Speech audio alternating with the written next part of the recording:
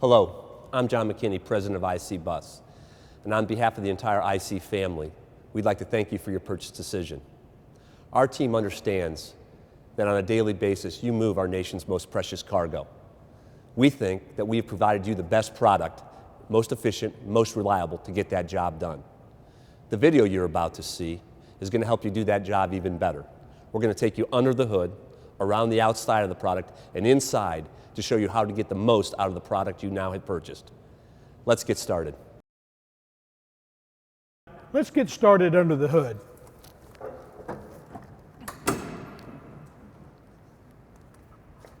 All of the daily driver CDL checks are located here at the left-hand side of the engine. This makes it easy and quick for the drivers to come in here and do their daily fluid checks.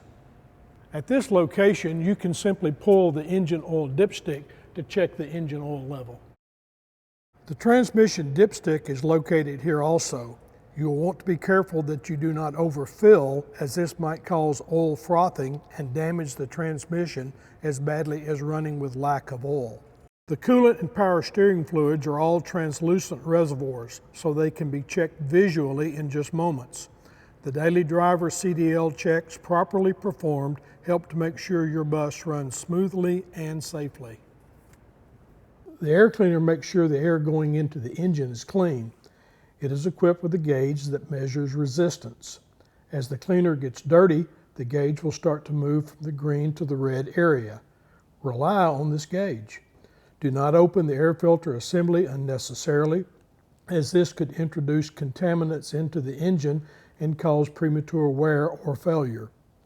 Only open the assembly when the gauge tells you to, and you're ready to replace the filter. The engine air runs through a series of baffles so that large particles and moisture drop out before they reach the air filter. This extends filter life. Always make sure to look at the fan blades for any sign of damage. The fan turns very fast, and if there are cracks or signs of other damage, it is important to have the blade replaced before it comes apart and does further damage to the engine area. Also, inspect all belts to make sure that they are in good condition. It is easier to replace a belt before the bus leaves for the day than to have to send a tow truck to bring it back. Finally, make sure you look at the engine as a whole. Look for leaks or hoses that are loose or cracked. Once again, it is better to catch a problem early and have it fixed than to incur towing or road calls, not to mention the added cost of progressive damage to the engine. Remember, clean, fresh fluids filled to the proper level are critical. So if fluids are leaking out of a hose, the engine might be seriously damaged. Now let's move inside the bus to the driver's area. Optional switches will be located on the panel to the driver's left. These are self-explanatory, and they're going to be backlit for ease of use by the driver even in nighttime conditions. The most important switches for the driver will be located on the steering wheel. These are for the 8-lamp flasher system and the door open and door close device. By placing the switches in this position, it allows the driver to maintain control of the vehicle at all times. One of the most important things to know about IC buses is what all the lights on the dash mean. Some of these indicate that the bus is running in a routine manner. Others indicate that there is a problem. It is important for you to know the difference because you do not want to have to take the bus in for unnecessary repairs or service. The engine warning light means that some condition within the engine, such as pressure or temperature, has reached a warning level. If the condition stays the same or gets worse, the engine may eventually derate or even shut down to prevent damage. The engine shutdown light and warning tone is serious. Stop the bus immediately. Something in the engine has gone past the warning level and is now critical. Some engines may automatically shut down. If your engine doesn't, turn it off as soon as you can safely do so to avoid further damage. Then contact your IC bus dealer. Vehicles with max force engines are equipped with a malfunction indicator light, or MIL. It signals that there is something wrong in the vehicle's emission control system. You do not need to shut down immediately. Your vehicle is safe to drive, but you should get it serviced as soon as you can. A HEST or high exhaust system temperature lamp is only a signal that regeneration has been in progress, indicating a hot exhaust. The light comes on only occasionally and at low speeds. These conditions are normal, and the light simply tells you to be careful of what's around you if you're parking the bus because the exhaust temperature is high. DPF stands for diesel particulate filter, which captures the soot that would otherwise go into the air as smoke. If this light is on, you may also notice a message in the dash that says "Parked Regeneration Required." Over time, soot can clog the DPF, especially if you're in an operation where the bus starts and stops all day long, never really getting up to highway speed. If the light comes on and stays on, there's no need to panic, but you will be required to do one of two things.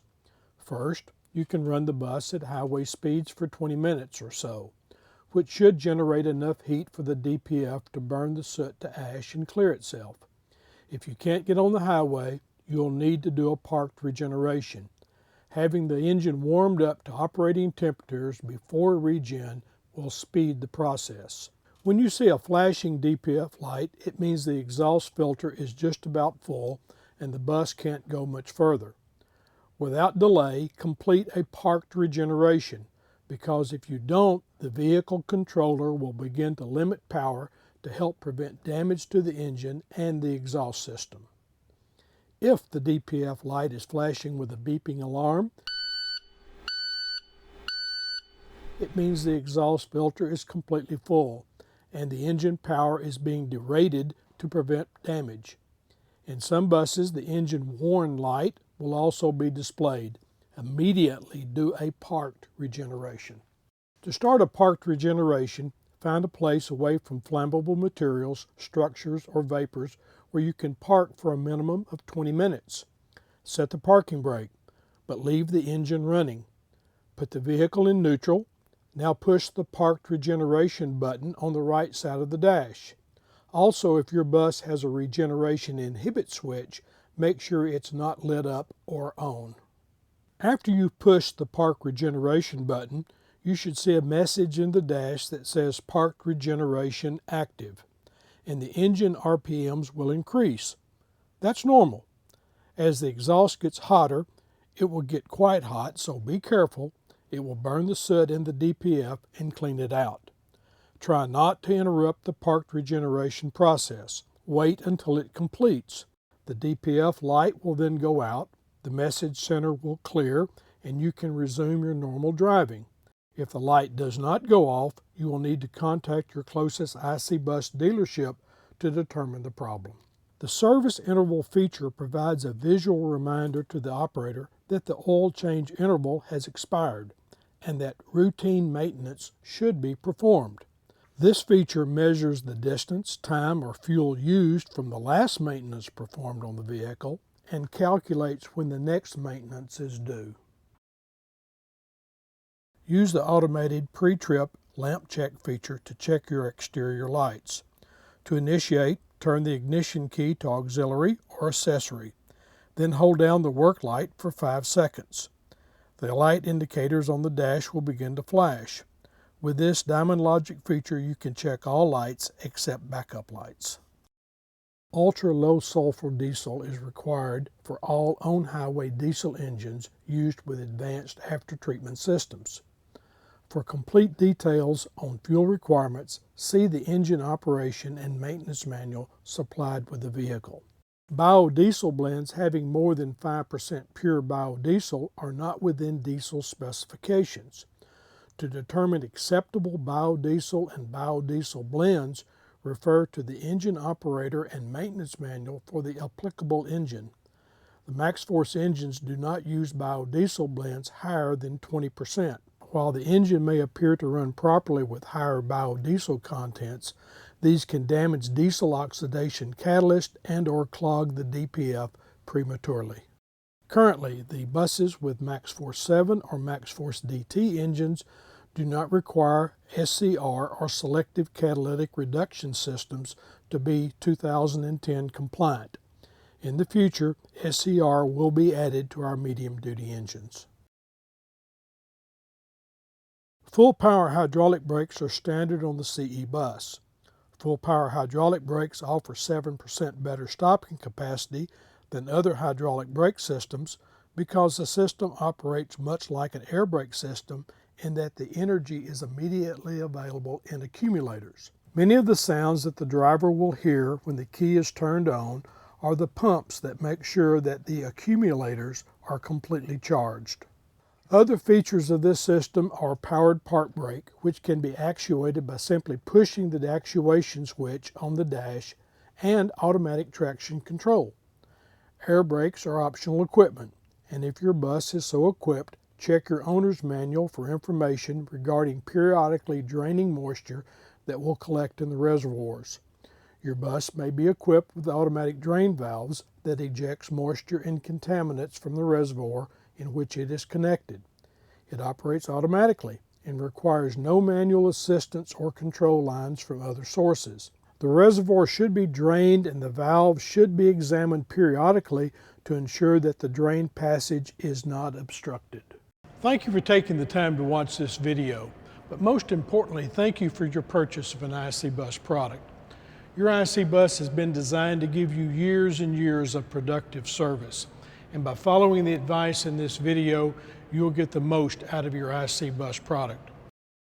Again, thank you. We appreciate your business.